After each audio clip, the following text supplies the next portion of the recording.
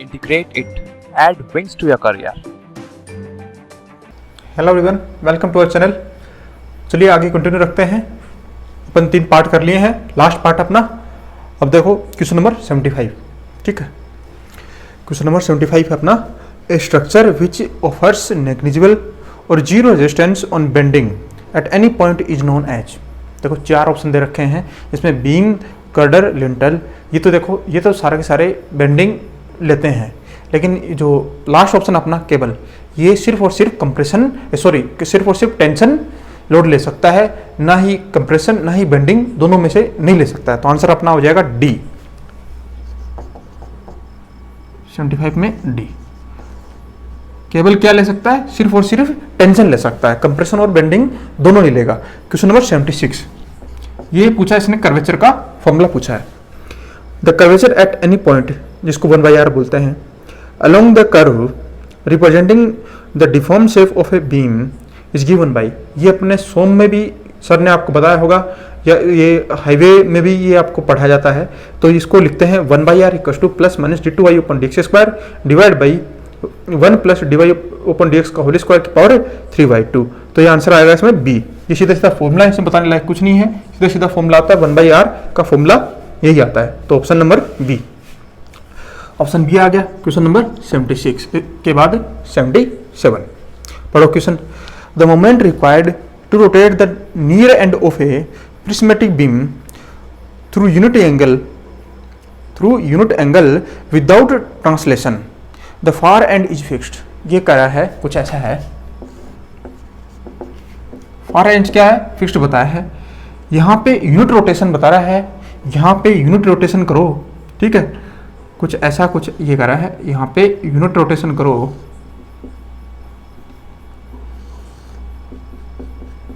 ठीक है। यहाँ स्लोप 0 है, यहाँ पे रोटेशन जो है थीटा, इसकी वैल्यू 1, और उसको यहाँ पे पूछा है far and fixed, far and है वो क्या है? फार एंड है फिक्स्ड है। तो अपन से पूछा है यहाँ पे मोमेंट पूछा है, ये मोमेंट कितना होगा? तो ये सीधा सीधा है, स्टिफनेस से सीधा है ना। यूनिट रोटेशन के लिए क्या होता है? मोमेंट रिक्वायर्ड होता है, वो क्या? तो स्टिफनेस होती है, वो आ जाएगा 4EI/L। फार एंड ये यहाँ पे फिक्स्ड है ना, फार एंड है वो फिक्स्ड है, इसलिए आता है वैल्यू 4EI/L।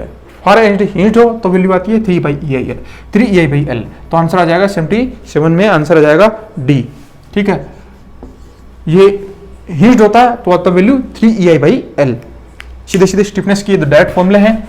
ये स्ट्रक्चर में आपका स्टार्ट ये हो जाएगा कुछ दिन में, सर आपको पढ़ाएंगे, तो ये वहां पे आता है, स्टिफनेस केस में पढ़ता है। नेक्स्ट क्वेश्चन अपना, a retaining wall of a trapezoidal section having base width b retains earth at its back for no tension to be developed at the base. The resultant force will intersect the base from the center line of the base within the distance of। ये value आती है, ये पूछ रहा है कि ये centre line से जो फोर्स है बेस पे, वो कितनी वैल्यू, जो डिफेंस है वो और डिस्टेंस है वो कितनी होती है। ये आती है, ये जो ना इसेंट्रिसिटी है, एक हिसाब से मान लो इसेंट्रिसिटी पूछ रहा है, तो उसके आंसर आता है B/6। तो आंसर आता है इसमें 78 में डी, 78 में D, 79, question number 79। Next question है, the angle of twist of a circular shaft under the action of a torsional moment T, ठीक है। अपन से ये टॉर्क फॉर्मूला है, वहां से आता है आंसर। वैसे तो आपको याद होगा, सीधा सीधा एंगल, जो एंगल ऑफ ट्विस्ट है उसका था TL/GJ। नहीं याद है तो आप इसे, जो फ्लेक्सर फॉर्मूला था उसके सिमिलर टॉर्क फॉर्मूला होता है, इससे निकाल लो, थीटा निकाल लो फर्स्ट एंड लास्ट से, है ना। इससे थीटा आ जाएगा TL/GJ। तो आंसर आ गया अपना 79 में, TL/GJ किसमें दे रखा है? बी, आंसर आ गया बी। चलो नेक्स्ट क्वेश्चन अपना, क्वेश्चन नंबर 80 पढ़ो, इसको अटेम्प्ट करो। Question number 80, during the manufacture of Portland cement gypsum और plaster of Paris is added to. देखो ऑप्शन, अपने ऑप्शन पढ़ो, और ये पूछ क्या रहा है कि अपन OPC बना रहे हैं, उसके मैन्युफैक्चरिंग के टाइम पे उसमें जिप्सम क्यों अपन ऐड करते हैं, उसका पर्पज क्या है, वो ऐड क्यों करते हैं। देखो जिप्सम अपन, ये किसका काम करता है? ये करता है रिटार्डर का काम। ठीक है। रिटार्डर क्या करता है, जो सेटिंग टाइम है उसको इंक्रीज कर देता है, सेटिंग वो डिले करवा देता है ना, सेटिंग को डिले करवा देता है। तो ऑप्शन पढ़ो, पहला ऑप्शन है increase the strength of cement, नहीं ऐसा काम नहीं कर। Modifying the colour of cement, नहीं। Reduce the heat of hydration of the cement, बिल्कुल नहीं। Adjust setting time of cement, बिल्कुल सही बात है। लास्ट ऑप्शन आएगा डी, ये क्या करता है, रिटार्डर का काम करता है, जो सेटिंग टाइम को है वो डिले करवा देता है। तो 70-80 में आ गया डी। चलो क्वेश्चन नंबर 81 पढ़ो। 81 minimum percentage of tension steel in RCC beam for FE 500 steel. ये क्वेश्चन 2010, 2012, अब आ रहा है 2013। 3 बार ये क्वेश्चन सेम का सेम क्वेश्चन रिपीट हुआ है। मैं लास्ट में करवा, आंसर इसका क्या आएगा 0.17। फिर से मैं बता देता हूँ इसका सॉल्यूशन, जिन लोगों ने 2012 नहीं देखा होगा, जो अपना पुराना वीडियो है, तो देखो ये होता है 0.85/FI। बीम में है ना, ये परसेंटेज में निकालें। क्या पूछा इसने पूछा मिनिमम रिइंफोर्समेंट टेंशन रिइंफोर्समेंट पूछा आरसीसी बीम में। तो ये क्या आता है वैल्यू 0.85/FI मल्टीप्लाई बाई 100।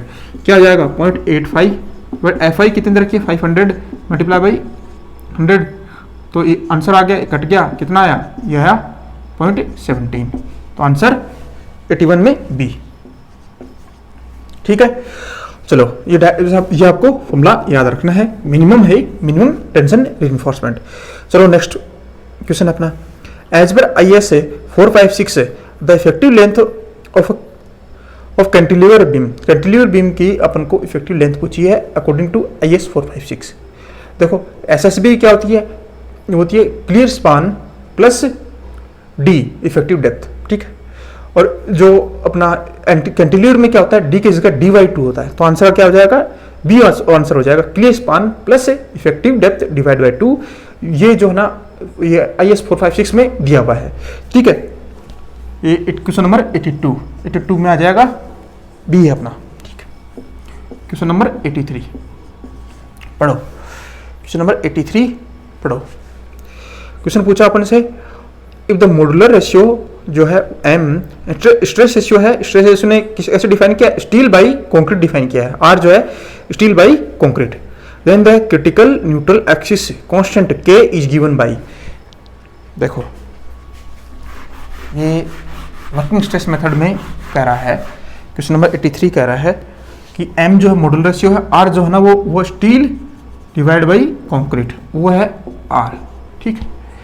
अपन से पूछा है K की वैल्यू पूछी है। तो देखो अपन XC=KD लिखते हैं, क्रिटिकल डेप्थ जो क्रिटिकल डेप्थ निकालते हैं ना, है ना, तो ये क्रिटिकल न्यूट्रल एक्सिस निकालते हैं, तो उसमें KD लिखते हैं। फॉर्मूला क्या आता है, ये K/D, और वही बैलेंस सेक्शन हो जाता है ना, बैलेंस सेक्शन हो जाता है। इस केस में अपन LSM पढ़ते हैं, तो अपना WSM है, ठीक है। तो WSM में XC=K/D। जो K का जो ये फॉर्मूला होता है, यही अपन से, ये जो है ना K फॉर्मूला यही पूछ रहा है, ये है न्यूट्रल एक्सिस कांस्टेंट। K का फॉर्मूला क्या होता है, MC divide by MC plus T। M अपना होता है मॉड्यूलर रेशियो, ठीक है। C होता है स्ट्रेस कंप्रेसिव, जो कंप्रेशन में, ठीक है। T जो है जो टेंशन में स्ट्रेस। मैं क्या काम कर दूं, मैं C से डिवाइड कर दूं, ठीक है। ऊपर नीचे C से डिवाइड कर दिया, M plus T by C। तो स्टील डिवाइड बाई ये कंक्रीट है। तो देखो C क्या होता है, कंप्रेसिव, वो किस में होता है, वो कंक्रीट में होता है। और ये T जो है ना, वो टेंशन, वो किस में होता है, ये आपने बीम पढ़ा है, तो आपको ध्यान है, ये स्टील में टेंसाइल स्ट्रेस जो होता है, वो स्टील जो है ना, वो मानते हैं कि स्टील जो है ना, वो ना माइल्ड स्टील है, वो टेंशन कैरी करता है, ठीक है। और जो कंक्रीट अपना वो कंप्रेशन कैरी करता है। तो ये आ गया अपना, ये क्या आ गया, ये आ गया अपना R। तो M divide by M plus R, K की वैल्यू आ गई। आंसर कौन सा आ रहा है, M divide by M plus R, answer आ गया B, 83 में B। अपन से K पूछा था, K होता है MC/MC प्लस T। बस ये जो इसने दे रखा खुद से R दे रखा है, steel by R, T by C की वैल्यू इसने दे रखी है R, जो अपन ने यहाँ पुट कर दी और कुछ नहीं है। चलो नेक्स्ट क्वेश्चन है अपना, क्वेश्चन नंबर 84 अटेम्प्ट करो। क्वेश्चन नंबर 84 पढ़ो इसको। For 2 way action punching shear, the calculated shear stress tau v should satisfy the following relation. Tau tau we should be less than equal to K S into tau C. उसने यहाँ पे पूछा क्या है, पूछा है टाउ सी की value पूछी है according to WSM working stress method से इसने टाउ सी की वैल्यू पूछी है। ये अभी इसने WSM से पूछा है, दोबारा LSM से भी पूछ सकता है, दोनों वैल्यू आपको पता होना चाहिए अकॉर्डिंग टू IS 456। देखो क्वेश्चन नंबर 84 में WSM LSM, WSM में तो टाउ सी की वैल्यू क्या होती है, LSM में क्या होती है। WSM होती है 0.16 रूट एफ सी के, ठीक है। इसमें होती है 0.25 रूट एफ सी के, 0.25 रूट एफ सी के LSM में। अपन से पूछिए WSM में आ जाएगी ये, आंसर कौन सा आ रहा है, आंसर आ रहा है बी, ठीक है, आंसर आ रहा है बी। लेकिन आप क्या काम करें, दोनों याद रखें, नेक्स्ट टाइम जो पूछेगा वो LSM में पूछ लेगा, याद रखना आपको इसमें भी, ठीक है। ये IS 456 2000 में दिया हुआ है, ठीक है। नेक्स्ट अपना क्वेश्चन है क्वेश्चन नंबर 85, पढ़ो। The minimum horizontal distance between two main reinforcement should be. ये पूछ रहा है, जो हॉरिजॉन्टल स्पेसिंग पूछी, इसने स्पेसिंग पूछ रहा है, ये दो बार्स के बीच में स्पेसिंग पूछ रहा है। हाँ, जैसे स्लैब में अपन ने पढ़ा था कि जो मिनिमम वो होना चाहिए स्पेसिंग, मैक्सिमम स्पेसिंग क्या होना चाहिए, है ना। स्लैब में जो मेन रिइंफोर्समेंट था उसमें मैक्सिमम स्पेसिंग कितनी होनी चाहिए, वैसे मैक्सिमम का था, यहीं मिनिमम का पूछ लिया। और ये एक जो केस इसने स्लैब के नहीं, ये इसने जनरल केस पूछा है, या बीम हो या कॉलम हो, कोई भी हो, है ना, जिसमें मेन रिइंफोर्समेंट है, इसके बीच में मिनिमम जो है स्पेसिंग कितनी होनी चाहिए, ठीक है। तो देखो मिनिमम स्पेसिंग है, इसे ज़्यादा नहीं होनी चाहिए। मैक्सिमम का अपना केस क्वेश्चन नंबर 85 है ना, मैक्सिमम के लिए अपने पढ़ा था, है ना, क्या पढ़ा था स्लैब के केस में स्पेसिंग, है ना, मैक्सिमम स्पेसिंग क्या पढ़ी थी अपने, याद हो तो मैं रिवाइज करा रहा हूँ ताकि नेक्स्ट क्वेश्चन उस पर बन सकता है। मेन रिइंफोर्समेंट है एक है डिस्ट्रीब्यूशन। मेन में क्या था, मेन में था मिनिमम ऑफ 303D। जो डिस्ट्रीब्यूशन था उसमें था 305D इसका मिनिमम। इन दोनों में मिनिमम जो मेन रिइंफोर्समेंट इसके लिए 300 और 3D का मिनिमम, इसमें था 5D एंड 300 का मिनिमम डिस्ट्रीब्यूशन में। यहाँ पे इसने पूछ लिया मिनिमम स्पेसिंग, है ना। ये इन जनरल पूछा है, सिर्फ स्लैब की बात नहीं कर रहा, सबकी बात कर रहा है। तो इसमें क्या आता है, इसमें आता है आंसर आएगा अपना ए, ठीक है। 85 में आता आंसर आता है ए। इसमें क्या आता है, इसमें आता है अपना या तो डायमीटर ऑफ लार्जर बार, है ना, maximum of dia of larger bar अलग अलग डायमीटर के अगर बार यूज कर रहे हैं अपने माइल्ड स्टील बार, तो diameter of larger bar and, और ये आएगा, इसमें आता है दूसरा है, इसमें जो मैक्सिमम साइज का एग्रीगेट है, maximum size aggregate plus 5 mm। इन दोनों में से जो भी मैक्सिमम होगा वो अपन मिनिमम स्पेसिंग प्रोवाइड करेंगे, ठीक है। तो मिनिमम अपना जो क्वेश्चन है अभी का यही है। तो मिनिमम स्पेसिंग कितनी होगी, मिनिमम स्पेसिंग होगी या तो जो बार यूज कर रहे हैं तो लार्जर बार है ना, उसकी डायमीटर, दूसरा या फिर ये मैक्सिमम साइज है ना, एग्रीगेट साइज की बड़ी होगी, छोटी साइज, सबके अलग अलग साइज का होगा ना, उसमें मैक्सिमम साइज प्लस 5 mm। इन दोनों में से जो बड़ा होगा वो मैक्सिमम रखना है। ये सेम का सेम जैसे इसने सीधे कोडल प्रोविजन पूछ लिया, जैसा कोड में लैंग्वेज लिखी हुई वैसा क्वेश्चन पूछा है। यही है, थोड़ा न्यूमेरिकल डेटा देख के पूछ लेता कि डायमीटर लार्जर के दो बार यूज किए हैं, एक में 16 mm है बार, एक है 12 mm, और जो मैक्सिमम साइज ऑफ एग्रीगेट है वो है अपना 10 mm। तो बताओ कि जो मिनिमम स्पेसिंग क्या होगी, तो ये 12 mm 16 mm है ना, और जो मैक्सिमम साइज है वो देखिए इसने 10 mm। तो ये बताओ कि ये जो मिनिमम स्पेसिंग क्या होगी, मिनिमम स्पेसिंग क्या आ जाएगी, मैक्सिमम ऑफ ये, तो इसमें लार्जर बार की जाएगा 16 और ये क्या जाएगा 10 + 5, कितना हो गया, इसमें से मैक्सिमम आंसर आ जाएगा इसमें 16। तो ये ऐसे ही पूछा जा सकता है। तो इसका आपको मीनिंग मैं समझा रहा था ये इतनी देर में कि ऐसे क्वेश्चन इसमें न्यूमेरिकल भी होगा, कोडल प्रोविजनिंग थोड़ा सा बस डेटा बेस्ड क्वेश्चन हो जाएगा वो, है ना, डेटा से समझना होगा। तो आपको ये कोडल प्रोविजन समझ में भी आना चाहिए, सिर्फ रटना नहीं है। चलो नेक्स्ट क्वेश्चन है अपना क्वेश्चन नंबर 86। क्वेश्चन नंबर 86 है ये देखो, ये क्वेश्चन का अपने बहुत अच्छे से पढ़ा है। इसने C3S है ना, C2S के बारे में पूछा है कि इनके बारे में मैंने आपको जो बॉक्स कंपाउंड उनके बारे में बता दिया था, कौन कौन से बॉक्स कंपाउंड है, उसकी क्या है ना फायदा है, उसका क्या नुकसान है, ठीक है। उसकी अमाउंट भी मैंने वो बता दी थी कि कॉन्स्टिट्यूएंट कितना कितना परसेंटेज होता है, सबके बारे में मैंने बता रखा है। इसने C3S और C2S है ना, tricalcium silicate and dicalcium silicate के बारे में दे रखा है क्वेश्चन अपना। देखो क्वेश्चन है, high percentage of C3S and low percentage of C2S in A cement will result in. 3 statement दिए हुए हैं। C3S की मात्रा ज़्यादा कर दी, C2S की जो ना परसेंटेज कम कर दिया, प्रोपोर्शन अपने कम कर दिया, तो क्या होगा। C3S क्या करता है, उससे क्या होगा, जो अर्ली स्ट्रेंथ गेन हो जाएगी, ठीक है, अर्ली स्ट्रेंथ गेन हो जाएगी, रैपिड हार्डनिंग सीमेंट बन जाएगी। रैपिड हार्डनिंग सीमेंट के पकड़ते टाइम क्या करते हैं, C3S की जो प्रोपोर्शन है उसको इंक्रीज कर देते हैं, ठीक है। और C2S की मात्रा को अपने कम कर दिया है ना, तो क्या होता है, अगर तो क्या होगा, हीट है ना वो ज़्यादा बढ़ जाएगी। एक्चुअल में C3S की मात्रा बढ़ने पे हीट ज़्यादा बढ़ती है, लेकिन अर्ली स्ट्रेंथ गेन कर लेती है, और अर्ली स्ट्रेंथ गेन करने से वो कौन सी सीमेंट बन जाती है, रैपिड हार्डनिंग सीमेंट बन जाती है। सारे ऑप्शन देखो। अब पहला स्टेटमेंट कह रहा है कि रैपिड हार्डनिंग, बिल्कुल सही बात है, अर्ली स्ट्रेंथ गेन कर रैपिड हार्डनिंग बन जाएगी, पहला जो है अपना रिजल्ट सही यही होगा। दूसरा कह रहा है कि high early strength with high heat generation, बिल्कुल सही बात है, C2S की वैल्यू कम कर दी तो हाई हीट जनरेशन तो होना ही है। फिर तीसरा है more resistance to chemical attack, नहीं ज़्यादा रेजिस्टेंस नहीं होता है, कम हो जाता है। ये स्टेटमेंट जो है इसका गलत है। तो पहला स्टेटमेंट और दूसरा स्टेटमेंट दोनों सही हैं, तीसरा गलत है। पहला सही, दूसरा सही, तीसरा गलत। तो आंसर क्या आएगा, देखो आंसर आ गया 86 में सी। मैंने आपको बॉक्स कंपाउंड के बारे में बता रखा है, तो इसलिए सीधा सीधा मैं क्या कर गया, इसको लिखे बिना ही बोलते में कर गया क्वेश्चन। चलो नेक्स्ट क्वेश्चन अपना पढ़ो। As per IS 456/2000 splitting tensile strength FCR of concrete में be estimated from compressive strength age. देखो ये फॉर्मूला सीधा सीधा IS 456 में दिया हुआ है, कुछ इसमें याद करने का नहीं, कोडल प्रोविजन है। ये आंसर आएगा अपना बी।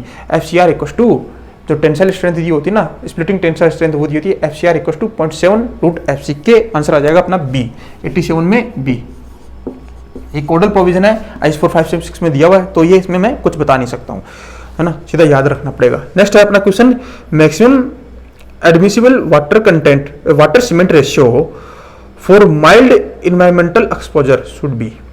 ये मैंने आपको टेबल बताई थी, ये SSC 2012 को जो मैंने सोल्व करवाया था उसमें मैंने एक टेबल दी थी आपको एक, है ना, पूरी, कि उसमें एक्सपोजर कंडीशन थी 5, उसके अकॉर्डिंग में वाटर सीमेंट रेशियो, है ना, कौन कौन सी ग्रेड डिजाइन जो है ना M20 होगी, M25 होगी वो, है ना, इसकी सीमेंट की कितनी मात्रा रखेंगे, वो सीमेंट कंटेंट कितना रखेंगे, वो सारी पूरी टेबल थी, ठीक है। उसमें मैंने सीवियर याद करने का तरीका भी बताया था कि सीवियर का याद रख लो, उसके अकॉर्डिंग आप बता देना। सीवियर बीचों बीच आता है, उससे ऊपर 2 हैं, 2 नीचे हैं, तो आप 2012 में जाके देख लेना, और उसमें टेबल है पूरी के IS 456 में दी, वहीं से मैंने कॉपी करके मैंने आपको वो दिखाई थी, ठीक है। तो उसमें आंसर आ जाएगा सीधे सीधा, उसमें दिया हुआ ऐसा माइल्ड के लिए 0.55 रखते हैं, ठीक है।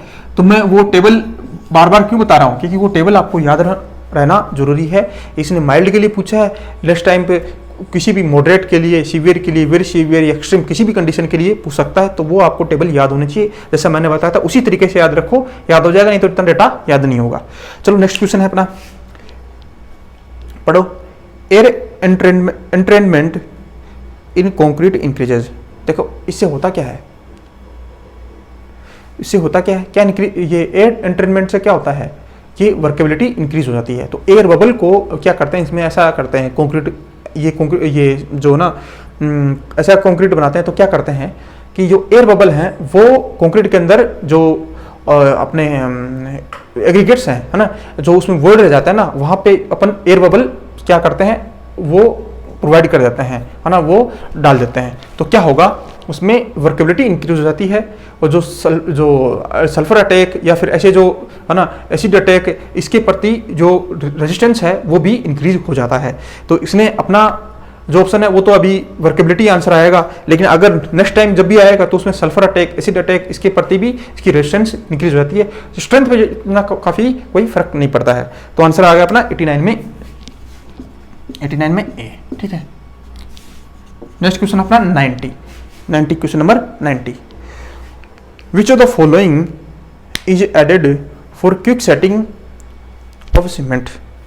क्विक सेटिंग के लिए कौन सा इनमें से ऐड किया जाता है? पहली बात तो ये बताओ, क्विक सेटिंग कर रहे हैं तो वो क्या होगा? वो एक्सीलरेटर होगा या फिर रिटार्डर होगा? क्या होगा वो? प्लास्टिसाइजर होगा, रिटार्डर होगा, एक्सीलरेटर होगा? बताओ। एक्सीलरेटर होगा ना, तो ये पूछ रहा है एक्सीलरेटर कौन सा है। तो मैं देखो अपना आंसर तो है इसमें ऑप्शन में दिए हुए, जिप्सम तो आपको पता है रिटार्डर होता है, तो आंसर गलत हो गया। आंसर इसमें आता है एल्यूमिनियम सल्फेट। आंसर आ जाएगा 90 में डी। लेकिन आप क्या काम करें, 2-4 याद रखें एक्सीलरेटर के।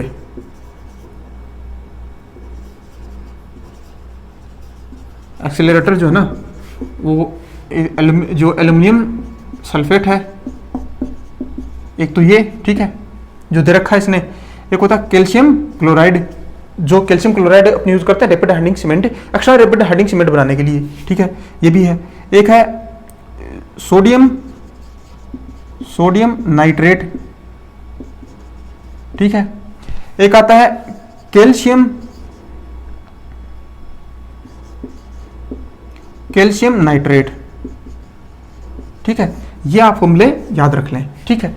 ये फॉर्मूले ये नाम आप याद रख लें, ठीक है। ये नाम कॉमन एक्सीलरेटर के रूप में याद रख लें। ये एक्स्ट्रा रैपिड हार्डनिंग बनाते टाइम के लेते हैं, तो नाम आपको याद रखना एक्स्ट्रा। ये अभी अपने क्वेश्चन में आ गया है, ठीक है।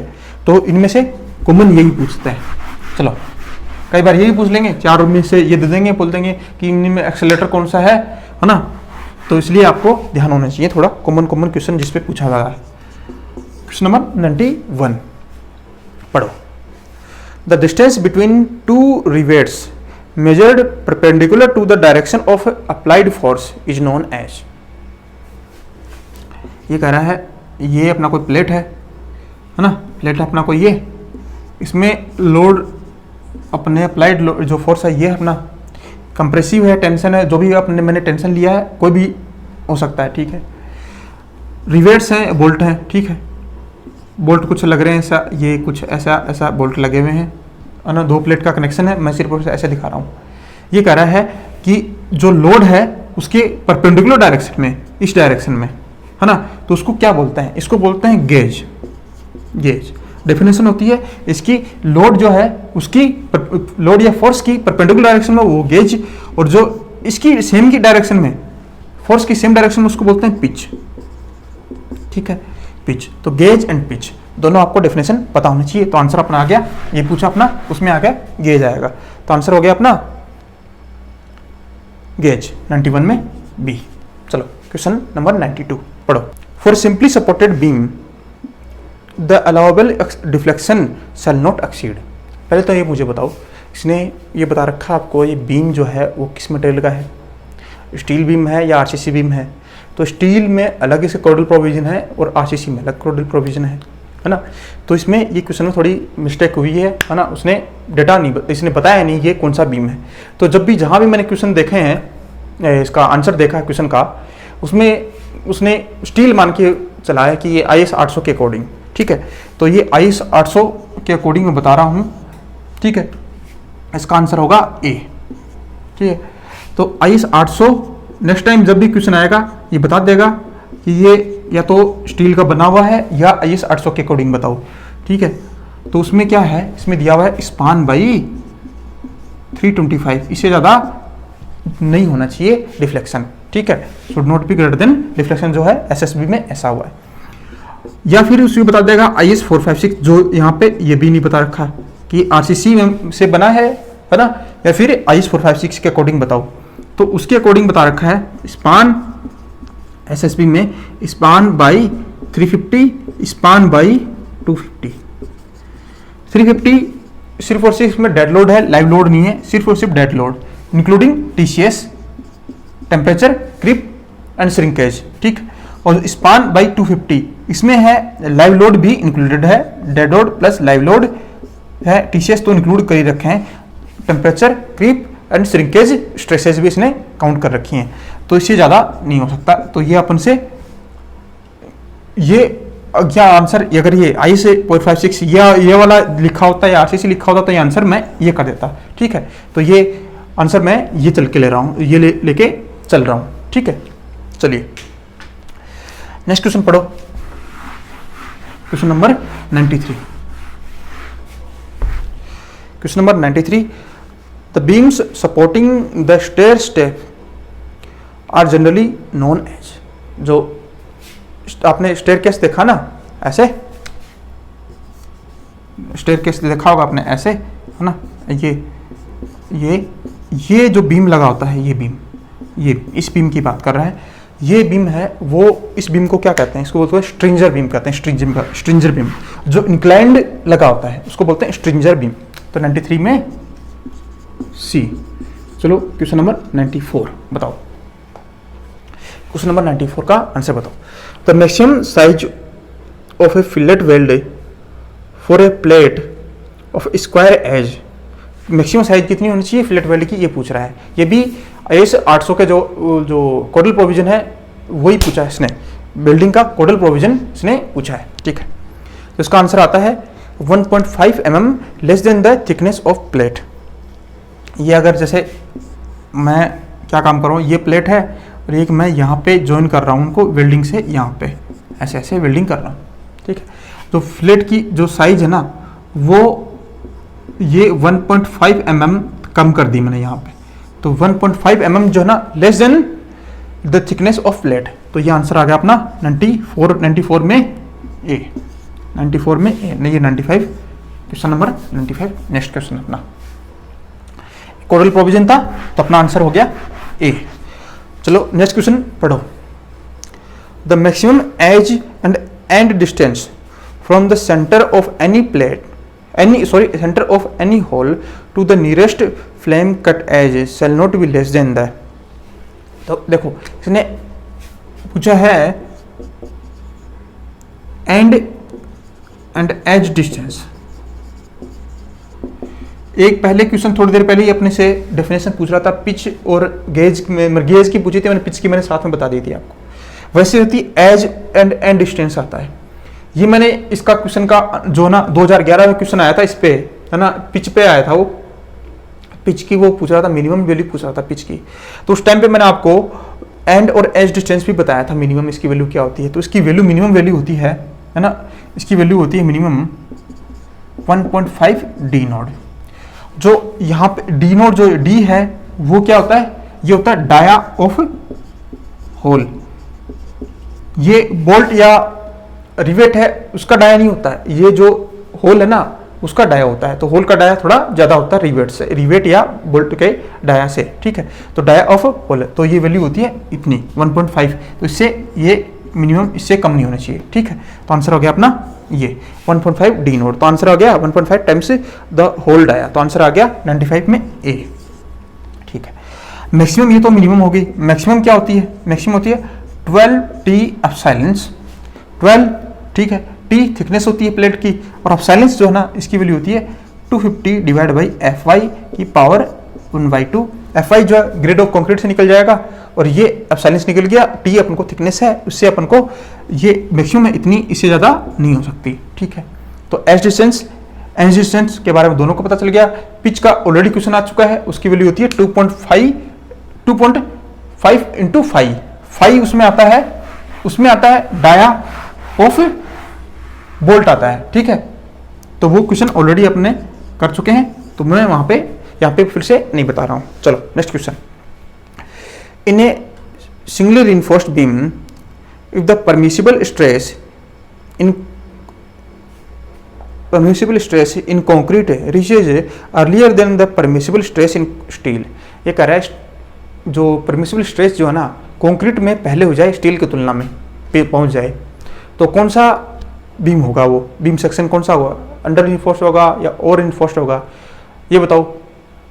ये तो RCC का आपने RCC पढ़ लिया ना, ये तो आपको बेसिक का फॉर्मूला पता है, ये फॉर्मूला क्या है इसको पता ही होना चाहिए, डेफिनेशन है ना। ओवर रिइंफोर्स्ड किसे कहते हैं, अंडर रिइंफोर्स्ड क्या किसे कहते हैं।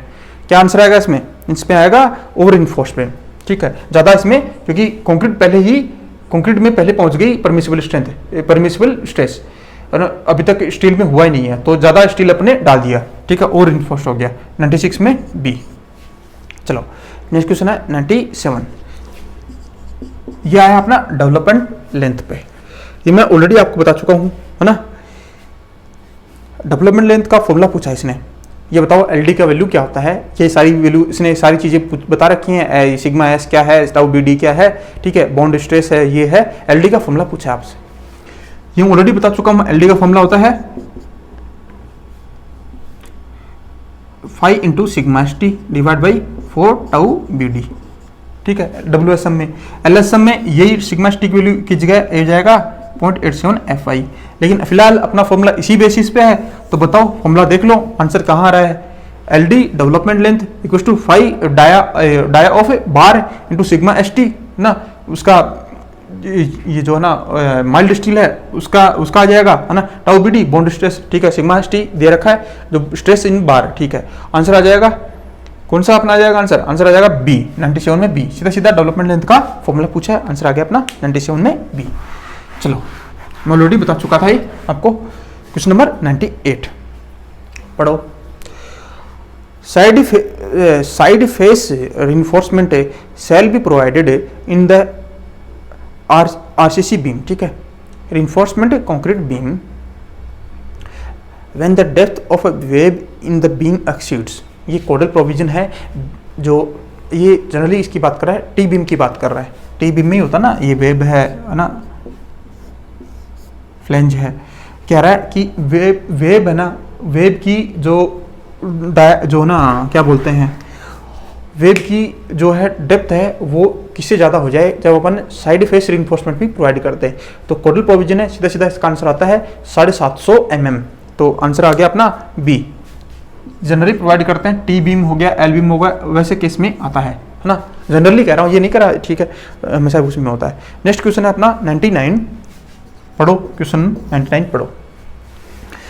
ए cantilever retaining wall should not be used for Heights more than, कि हाइट इससे ज़्यादा ना हो, उसे इससे ज़्यादा होगी तो अपन कैंटिलीवर बीम जो कैंटिलीवर रिटेनिंग वॉल है वो अपन को यूज नहीं करनी है। तो कितनी होती है, वो होती है 6 मीटर। इससे ज़्यादा हो तो क्या करेंगे, इससे ज़्यादा हो तो counter fort retaining wall use करते हैं। तो आंसर हो गया अपना बी, 99 में बी। 100 क्वेश्चन नंबर 100 लास्ट अपना क्वेश्चन है, अपना लास्ट क्वेश्चन है diagonal tension in A reinforced concrete beam. Diagonal tension in A reinforced concrete beam, ये 4 ऑप्शन दे रखे हैं, वो क्या होती है। पहला है is maximum at neutral axis, है ना। ये पूछ रहा है किसका वेरिएशन कैसे कैसे होता है, कहाँ पे मैक्सिमम होता है, कहाँ मिनिमम होता है। तो इसका आंसर आता है maximum at neutral axis. Neutral axis पे जो डायगोनल टेंशन है उसकी वैल्यू मैक्सिमम होती है, क्योंकि अपन देखें तो न्यूट्रल एक्सिस पे क्या होता है, शीयर स्ट्रेस देखें वो तो मैक्सिमम होता है, ऐसे वेरिएशन होता है ना इसका। मैं ऑलरेडी बता चुका हूँ, सर ने आपको पढ़ा दिया होगा, ये है ना, पढ़ा दिया है, आरसीसी में पढ़ा दिया है, आपको सोम भी पढ़ा दिया है। ये तो है शीयर स्ट्रेस का वेरिएशन, और जो ये है ना ऐसे वेरी करती है,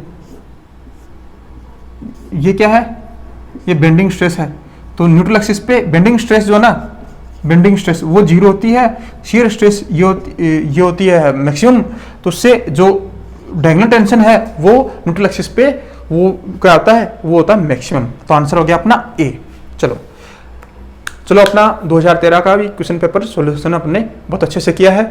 आपको कैसा लगा कमेंट सेक्शन में बताइए। क्वेश्चन के भी किसी क्वेश्चन में आपको प्रॉब्लम आ रही है तो आपका ग्रुप भी है, वो भी डिस्क्रिप्शन दिया हुआ है टेलीग्राम पे, तो वो वहाँ पे आप क्वेश्चन पूछ सकते हैं, और उसको आप लाइक जरूर कीजिए और सब्सक्राइब करना ना भूलें। Thank you. Thank you for watching the video. Please like, share and subscribe the channel Integrated.